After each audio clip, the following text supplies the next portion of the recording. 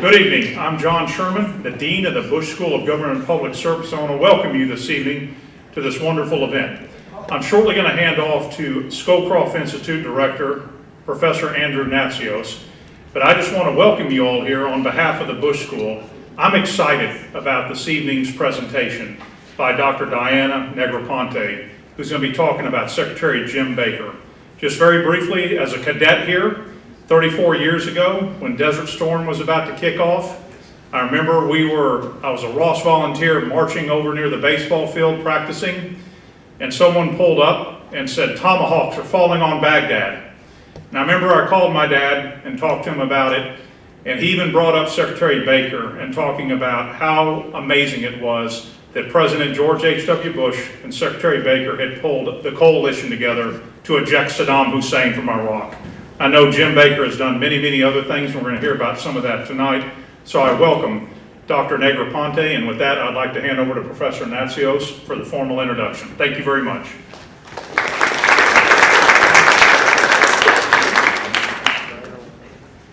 Good evening. Welcome to our special event this evening with Dr. Diana Negroponte, who's been active in social work. She's a trained lawyer. She holds a PhD from Georgetown, and she is an adjunct professor at Georgetown. Her remarkable career spans international service, academia, and writing, making her an inspiring voice on global affairs. I'm Andrew Natsios, the director of the Scowcroft Institute of International Affairs here at the Bush School of Public Service, and I will be moderating this evening. So if you have questions as the evening goes on, you'll be given cards by the Bush ambassadors. Write your questions down, move them to the center aisle, and the ambassadors will pick them up. Dr. Diana Villers Negroponte, a London School of Economics graduate, a American-trained lawyer with a PhD from Georgetown, has dedicated her career to social service work and international affairs. She has worked with voluntary service overseas, Habitat for Humanity, and served as an adjunct professor at the Georgetown School of Foreign Service. A global fellow at the Woodrow Wilson Center, she has authored multiple works, including the one we're going to hear about this evening, Master Negotiator, James Baker, and his role at the end of the Cold War, and remains active in philanthropic and policy organizations. Thank you very much. Diana, please.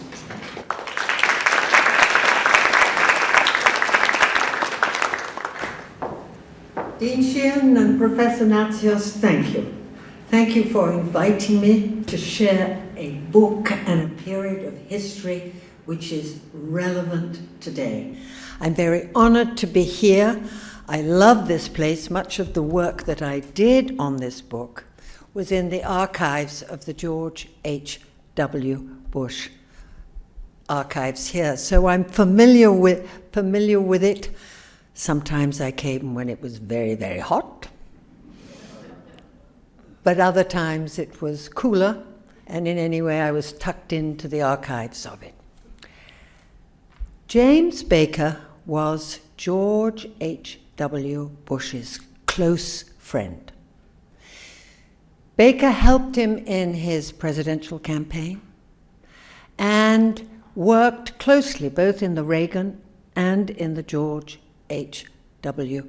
Bush administration. And it was a time, we're now talking 1988 to 92. For some of you, you weren't even born then. But for the others among us, we were young and inquisitive. The Berlin Wall came down. China attacked its students and workers in Tiananmen Square. Saddam Hussein invaded the neighboring country. There were crises happening all over the world, and James Baker, as the appointed Secretary of State, was the chief policy maker, together with the NSC, and the implementer of American foreign policy. Now, why does all of that matter today? I'm going to speak on 4 different topics. One is US relations with Russia, then called the Soviet Union. The second is our relations with Europe, particularly Germany. Third is with Israel and the Middle East. And if I have time and don't have flags telling me to shut up, with China. So let me start first with Russia. Russia, by 1988, was a decrepit mirror of its former great self. And the leadership in the Soviet Union, recognizing that they were producing the wrong things, that their barter system was not productive, chose a young commissioner for agriculture called Mikhail Gorbachev. And those of you who've seen photographs will know he has a birthmark across his forehead. It was very distinctive. Gorbachev was determined to reform the Soviet Union, but not to destroy it. And reform consisted of restructuring the economy, restructuring the organizations such as the cooperatives, and glasnost, opening the information, the press, to public free commentary. That which we know as free press was unknown until then in the Soviet Union. But if you undertake deep restructuring, and at the same time you allow people to criticize and give their own opinions, you have an outright mess and chaos on your hand. Because of course, as you lost your job, or as the institution you work for had to change radically its form, you could get up and protest, and you weren't immediately hauled off to jail. So Russia, Soviet Union, was in turmoil. And what the Democrats saw, both in the Soviets, but more so in Eastern Europe, Poland, East Germany, Hungary, this is our opportunity to be independent. This is our opportunity to achieve self-determination because Moscow is relatively weak. But for Baker and President Bush, Gorbachev's reforms were double-headed. First of all, the reforms clearly were needed, but the chaos and the protest it was creating, not only from those who wanted more reform, but from those who wanted no reform, because they were losing out on their nice deal. So Bush and Baker wanted to ensure that they did not contribute to the attacks on Gorbachev, but sought to stabilize him and not put undue pressure on him. At the same time, in the Baltics, the Lithuanians were saying, it's time to be free. In Latvia, they were saying the same thing. It's time to be free, and in Estonia as well, and the Poles. So there was this movement, this real strong movement for self-determination. Get rid of the Soviets. We are entitled to have our self-determined independence. And the US government was in a quandary. Do we go and give full thrust support to these independent movements? Or do we temper our enthusiasm for them in order that Gorbachev not be overthrown, not by the liberals in the Soviets, but by the apparatchiks and the military? So we have the year of 1989 of a real debate in this country as to what to do. And I would argue that we have a big debate today. What do we do about Russia? And what do we do about Europe? At that time, the skill set was to balance. So the leadership, Baker and Bush, would publicly never criticize Gorbachev, but quietly they would put pressure on him. You have got to negotiate with the Lithuanians and allow their leader, Landsbergis, to negotiate independence through a transitional scheme. The same was said in Poland, where the Gdansk workers had achieved not only the right to exist as a trades union, but also they won in an election of 88, 96 out of 100 seats. Change was coming. But for America, change sometimes is threatening because you don't know what the consequences of change is. So I take this now to Germany. And East Germany was run by a man called Honecker, who was both incompetent and autocratic. And every Monday, the Lutheran Church would organize protest marches through Leipzig and through Dresden. And those marches were not just a few dozen people. They gathered more and more people who joined these Monday marches protesting Honecker. Because they asked Honecker to follow in the footsteps of Poland, grant us free elections, let us allow our opposition parties to have a chance to participate in the national governance. And Honecker, I neither understood what they were saying and certainly wasn't going to give in to them.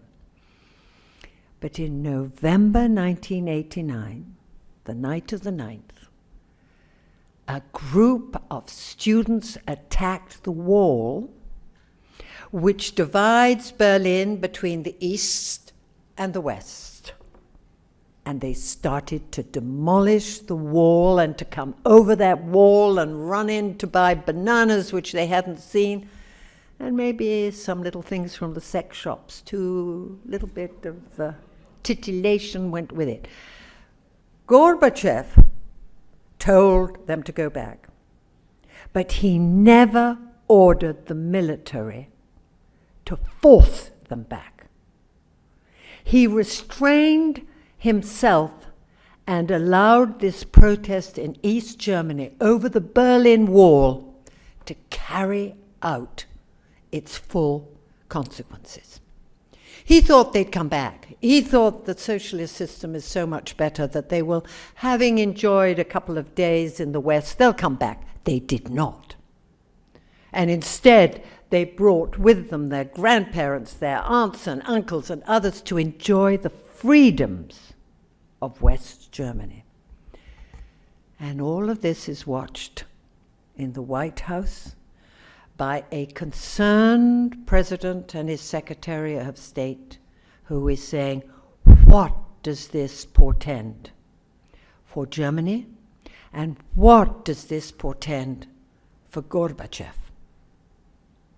But the demand within Germany to carry out now the freedoms that they had been protesting on Monday marches and the freedom that they had acquired through glasnost to criticize could not be stopped. It was like a fierce storm coming up, and they knew they had to move with the tide. So the challenge was, how does East Germany, with a standard of living much lower than that of West Germany, achieve unification in Germany and maintain not only an economic standard of living, but also should East Germany be in NATO or neutral? And this was somewhat similar to the dilemma we have today of whether Ukraine should be in NATO, neutral, or some in between membership of the EU, but where did it get its security guarantee? The Germans had an election in March of 1990, and the East Germans had that, and they elected their social democrats who said, our party and our followers want unification with the West, with West Germany. And the debate was therefore, given that the standard of living in the East was so much lower than that in the West, how do you equalize and how do you bring greater prosperity to the East? And the Chancellor of West Germany said, we will value the Deutsche Mark in East Germany at the same rate as the Deutsche Mark in the West. We will allow these people to gain the access to West German technology and jobs at a huge cost to the German economy. But they did it because they were determined to restore unified Germany.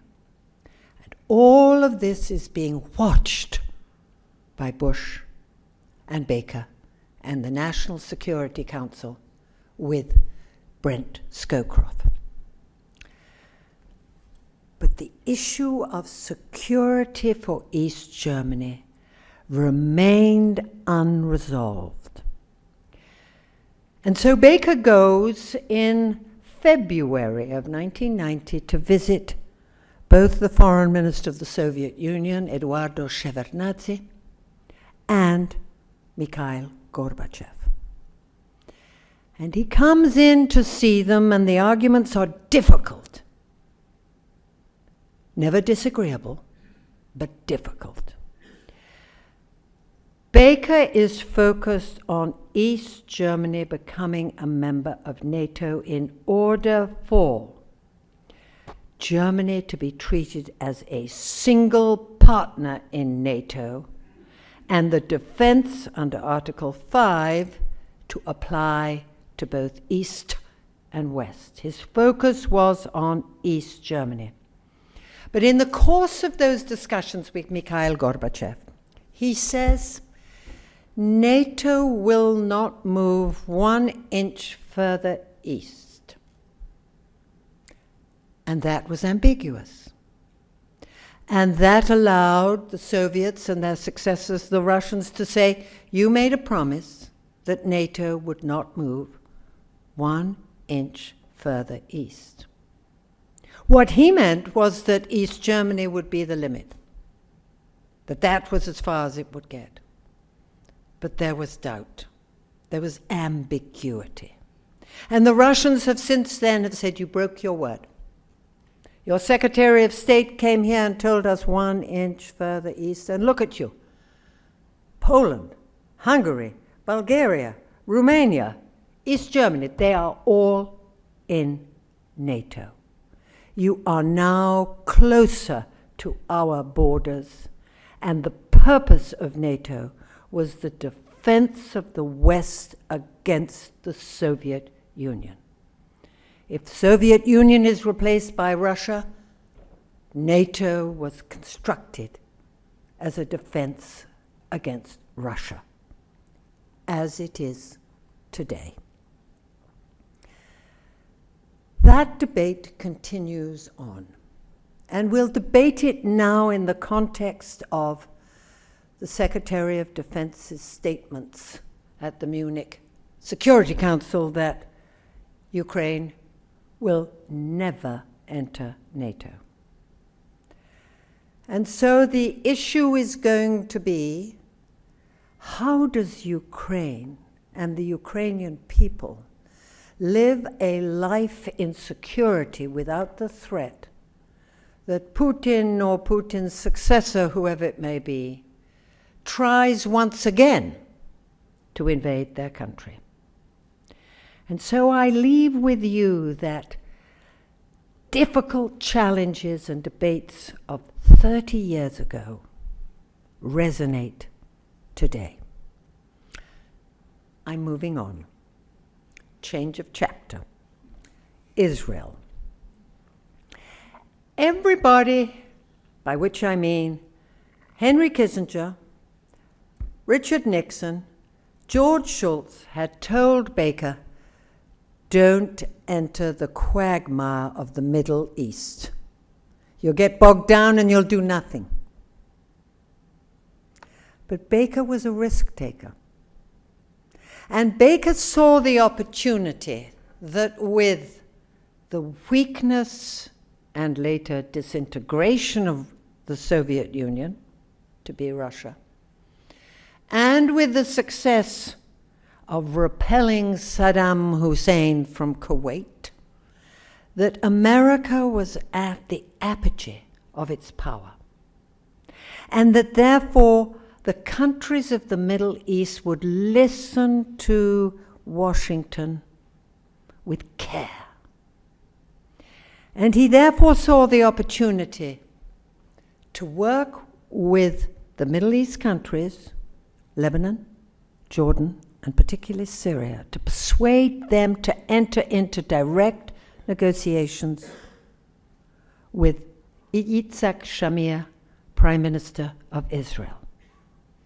Now, for the Israelis, international conferences are to be avoided because they get dumped on each time.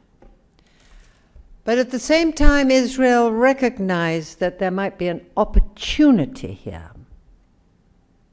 Shamir had come to Washington and said, I need 10 billion to carry out new construction in the West Bank and Gaza to resettle the Jews who have been forced or want to leave the Soviet Union. 10 billion. And I want 3 billion because Scud missiles during that Iraq war destroyed parts of Israel. And Baker turned and said, no way. And Shamir said, well, let's make it another way around. And he went to USAID, whose director, not at that time, but subsequently, was Professor Natsios here. And he said, what about this money? And USAID said, well, we can do 400 million for the new housing, and we can do 650 million for the reconstruction following the destruction by the Scuds. And with that, Shamir said, good enough, okay, let's work together. But Baker wanted to push further, and Baker wanted Shamir's government to meet face to face with the Jordanian Palestinians. Now, why the Jordanian Palestinians? When Palestine was divided in 1948, many of the Palestinians went to Jordan, and you have a large Palestinian community in Jordan. But the ones who really controlled the Palestinians at that time was Yasser Arafat, and he was in Tunisia. Shamir of Israel said, never do I meet face to face with Yasser Arafat. But if you can get a group of Jordanian Palestinians, I may meet with them. So Baker began shuttle diplomacy, traveling to Jordan, traveling to Egypt, traveling to Lebanon, of course, to Israel. He did more miles in his aircraft than on any other issue. And he also went to Syria, because Syria was concerned at that time, and again today, with the Golan Heights. They were Syrian, and Syria wanted to ensure that they remained Syrian and that the Israelis did not occupy them. But for Israel, the Golan Heights are important because they overlook the valleys of northern Israel. I know them well because I was a kibbutznik. And if enemy missiles were placed on the Golan Heights, the kibbutzniks living in the valleys below were vulnerable. So he goes to see Yasser Assad, the father of the current one. And Assad said, sit down, let's have tea. And Baker and his team of advisors sit down, and sweet tea is offered, and then more sweet tea, and never a bathroom break. So there they were, crossing their legs and hoping the meeting would come to an end, but no more sweet tea. And eventually Baker had to say, bladder diplomacy, stop! But he succeeded in persuading Assad to come to a meeting, or to send his foreign minister to a meeting with the Israelis. And that was extraordinary. It was also extraordinary because it reflected that the Soviet Union no longer had influence in Syria.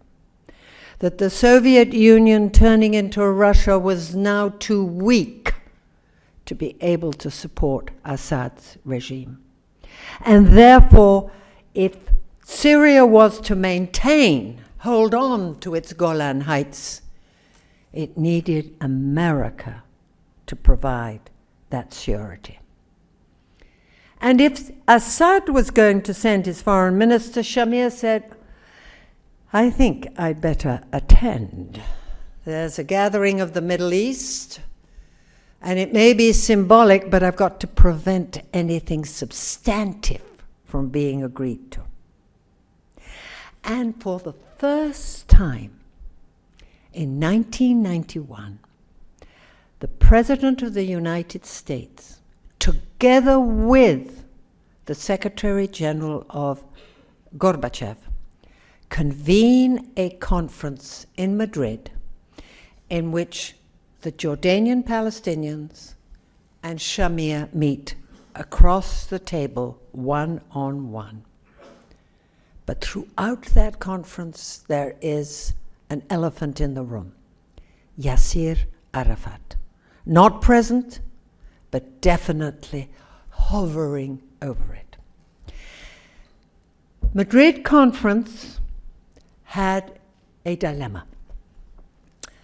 The king had agreed to hold this magnificent meeting in one of his palaces, but in the palace was a magnificent tapestry with the Princess of Justice, and she was naked.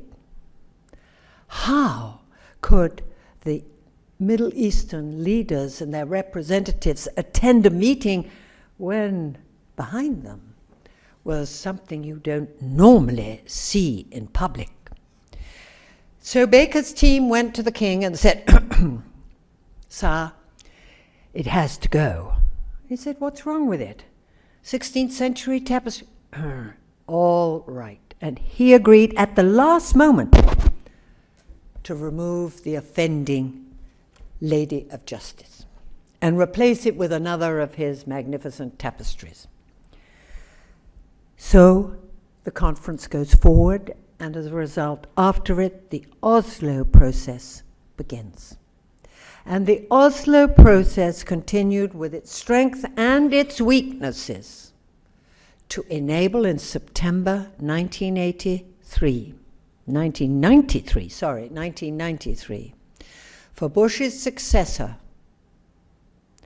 to bring together in the White House Yasser Arafat shaking hands with the Prime Minister of Israel. No longer Shamir, but his successor Begin. And that was an extraordinary feat of diplomacy, which no one expected. But in 1993, there achieved Palestinian-Israeli agreement among its leaders. The agreement consisted of something which I want to share with you could be used today. There was to be an interim governance in the West Bank and in Gaza, leading eventually to a permanent Palestinian government. And both parties could accept the concept of an interim governance. Now, at that time, the threat was always PLO, Yasser Arafat. Today, the threat is Hamas and potential new leadership. But there's a way to get round those threats. And I would argue that the interim agreement of 1993 is potentially the way forward, an interim governance structure in Gaza. Now, have I used up my time? I think the answer is yes.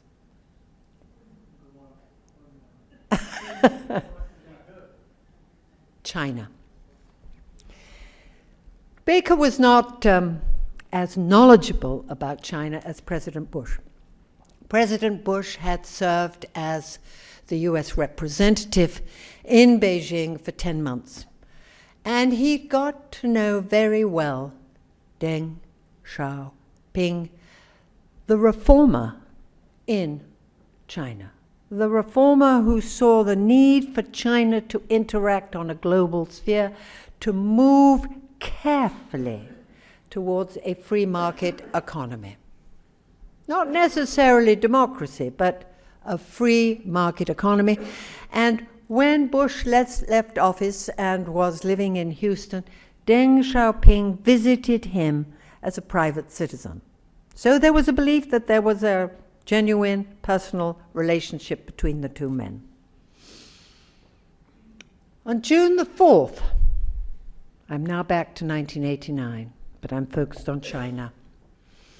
On June the 4th, when ABC News and CBS covered the horrific assault on the students and workers in Tiananmen Square who were seeking democracy, and the tanks moved in, not manned by policemen from Beijing, because they would not shoot on their fellow Chinese citizens, but on soldiers brought in from the distant provinces who had no particular affiliation with students and workers in the capital city. When the scenes of that slaughter in the most sacred place, square in Beijing, came over the television that morning of June the 4th, 1989, Bush knew that he had to act. But there's no point in just protesting. So what? Chinese were going to have to do it. So Bush gets on the telephone and he calls up Deng Xiaoping and he says, "Can I speak to the premier?" Silence. He tries again. Silence. Baker tries and is told, "Send your message through the Chinese embassy in Washington, but don't approach directly."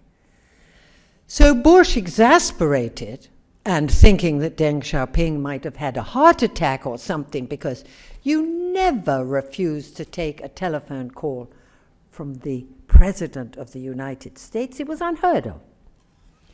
He took out his electric typewriter and he typed the most beautiful letter to Deng Xiaoping.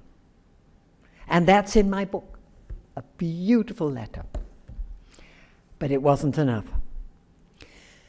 And so the debate was, how do we seek to restrain the communist leadership from what it is carrying out, not only in the sacred square of Tiananmen, but throughout China?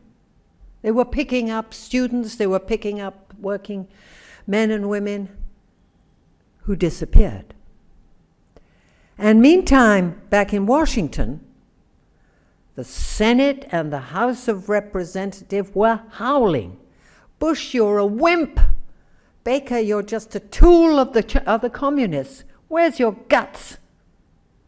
Where's your ability to stand up and protest this assault on democracy. So Bush restrained and various missile systems were cancelled, the contracts were cancelled, Fulbright was cancelled, the Secretary of Commerce was due to take a delegation of potential US investors, cancelled. But things didn't get better. So someone had to travel to Beijing and someone had to directly sense what was happening in Beijing and quietly protest. Now, Baker was not prepared to do this, but he had a wonderful deputy called Larry Eagleburger. And Larry Eagleburger was 100 pounds overweight and never stopped smoking. But he had humor and he was very smart. And so Eagleburger said, okay, I'll go. And he and Scowcroft set off with a secretary each and an interpreter, but not telling anybody else. It was to be secret. They set off, they refuel in mid-air. They don't do that refueling in Alaska because that might have warned people. No, they refueled in mid-air. They arrive in Beijing and they get to understand that the tensions among the Politburo were between the advocates of a free market economy, the reformers, and the old-time conservatives, the old-time holders on to order, stability, security. But a second visit, happening a few months later, warmed the relationship between China and Washington. And the lesson that I get from that is you might confront China on technology, on AI, on quantum, but if you really want to get on with them, send delegates quietly, senior men and women who can talk privately with the Chinese leadership. Now, there are many other stories, but I told you I'd tell you 4, and that my 4 is up. And it's now time for Professor Natsios to grill me.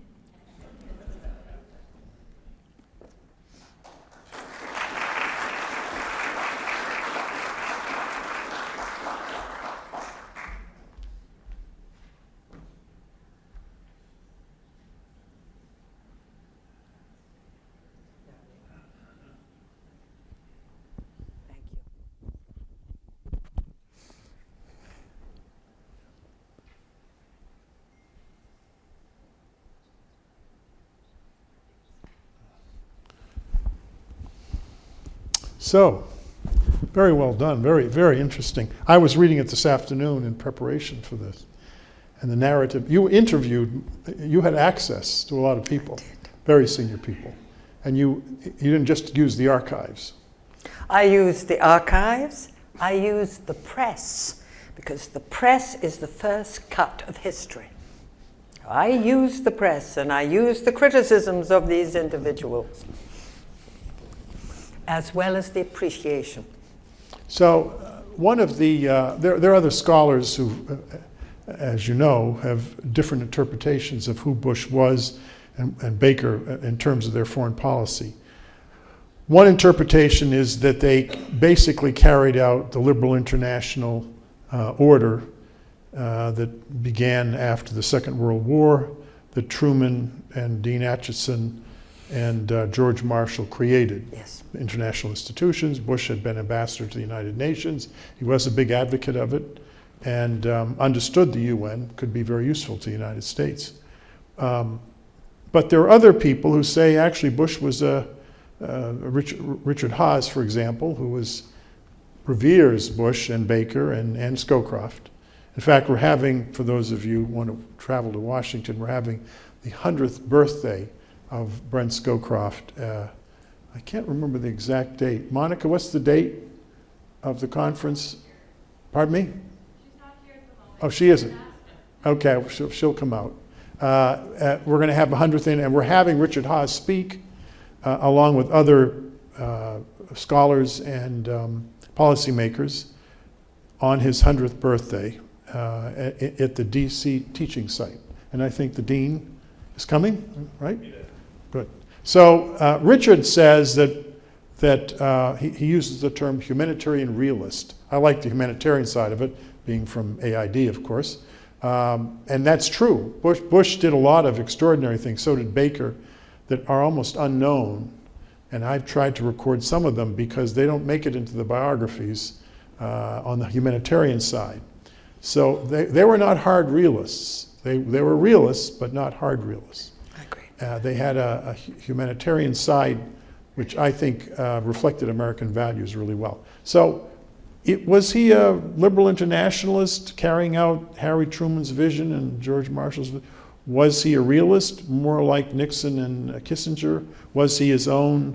Both, because Baker and Bush thought alike in so much. How would you categorize them? Both. For them, American values of democracy, freedom, self-determination were key. They were the oxygen which they breathed in every day. But security, national security, had to be assured.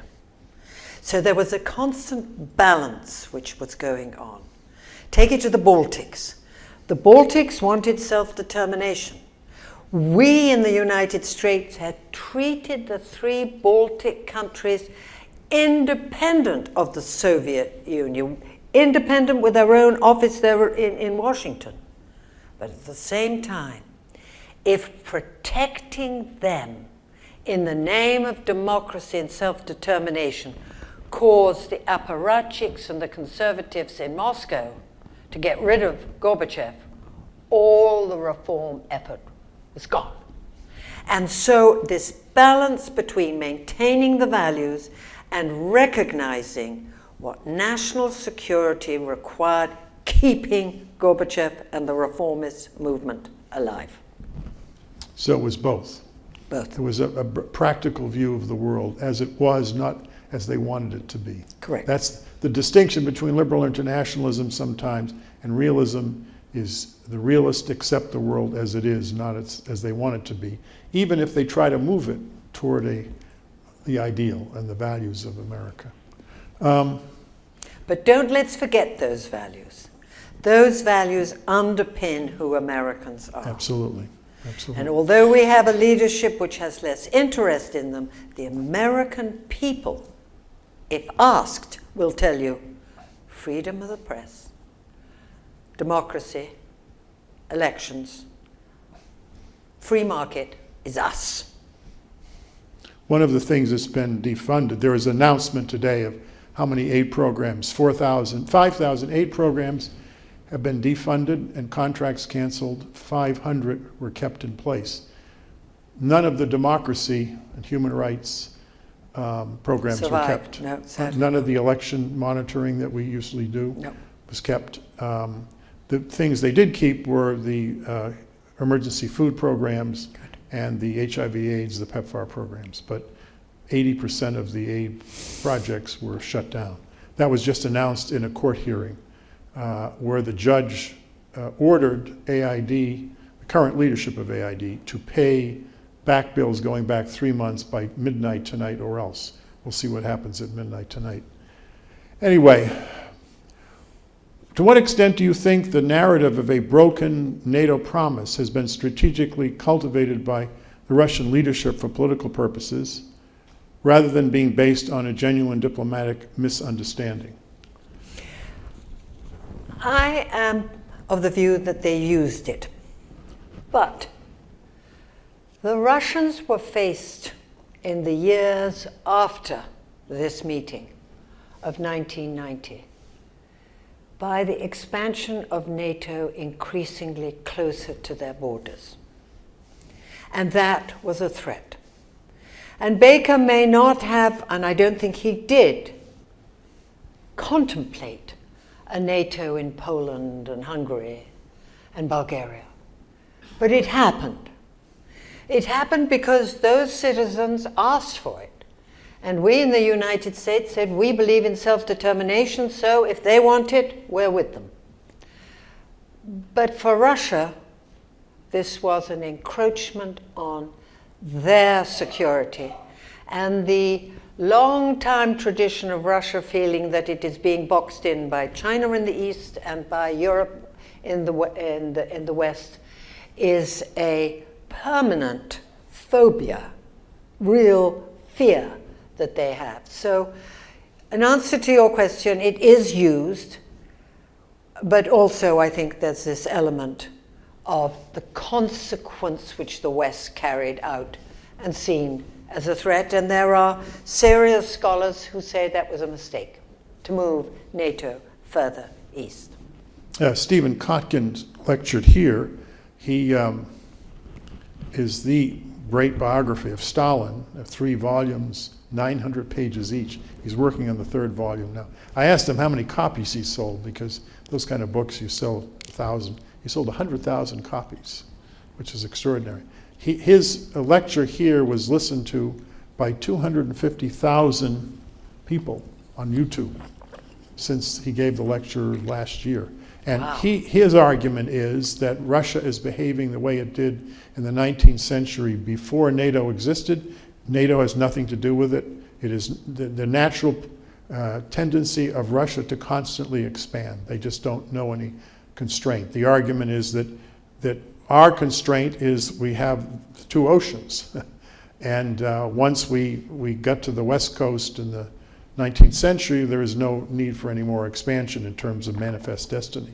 He said Russia doesn't have those natural boundaries. And so, the Russian army got to Paris a couple of times in the 19th century. So he says NATO has nothing to do with it. Other people make the argument as you properly pointed out. Given a dynamic 21st century, how can the United States maintain diplomacy in its foreign policy as defense increasingly dominates how we interact with other countries? In other words, this is the argument that the largest element of the triad of defense, development, and diplomacy, that diplomacy is always sort of weaker than the defense element. Mark Milley, the former chairman of the Joint Chiefs, once said, if you cut back on diplomacy, you're going to have to give us more ammunition. In other words, diplomacy and political negotiation should and can resolve conflicts before the need to fire, by which I mean a missile fire. And I'm a believer of that, and I've seen it firsthand. I've seen it in Central America, where the debate and the conflict, civil wars between the communists and the revolutionary Marxists and governments supported by Washington was fierce, with death and with migration up to the United States. But it was the diplomacy carried out by the United Nations mediator between the guerrilla forces and the Salvadorian government which brought about a peace agreement, so that there was no need to send in US troops. Likewise in Nicaragua, diplomacy enabled an election in which the Democratic leader Violeta Chamorro won the election, and there was no need to continue to support the Contra fighters and war.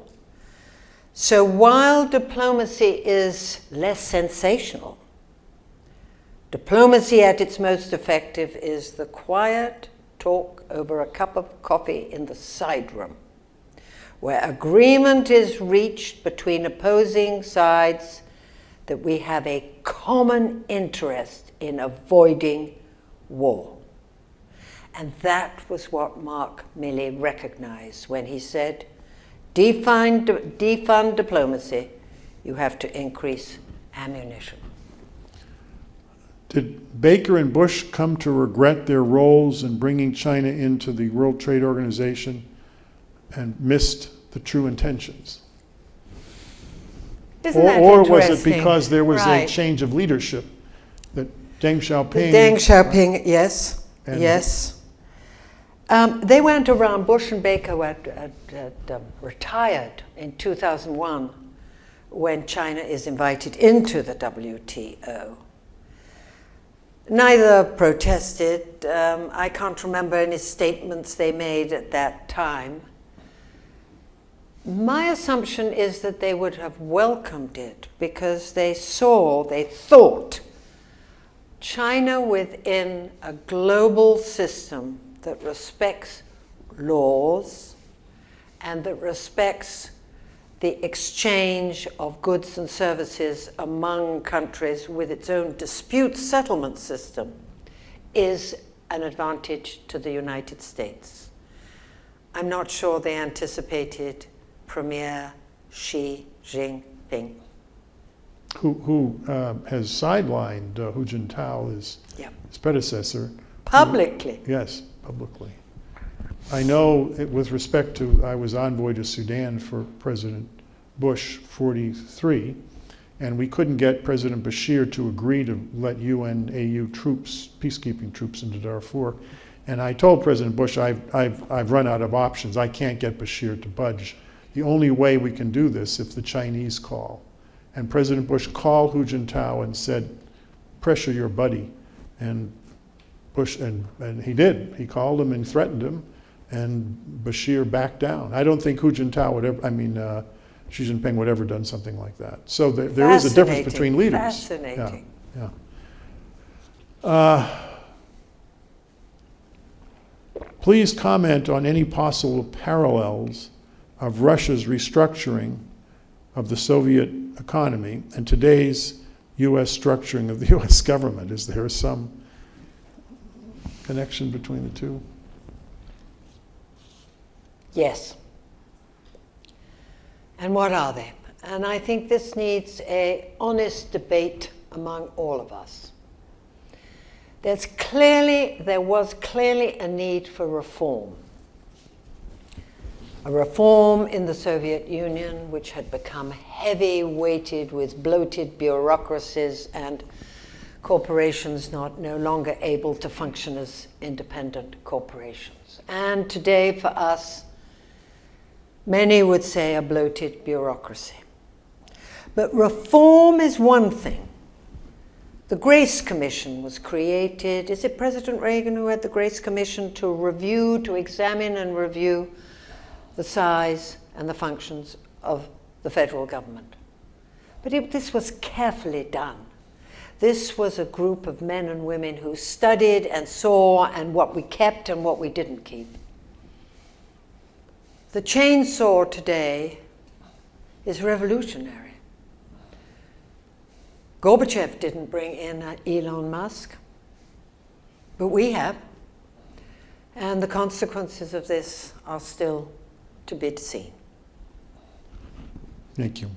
So that concludes the questions. So are there any final comments you want to make? I want to thank you all for sticking with us this evening, for not running out, but staying to listen. So thank you very much. Very well done. Thank you.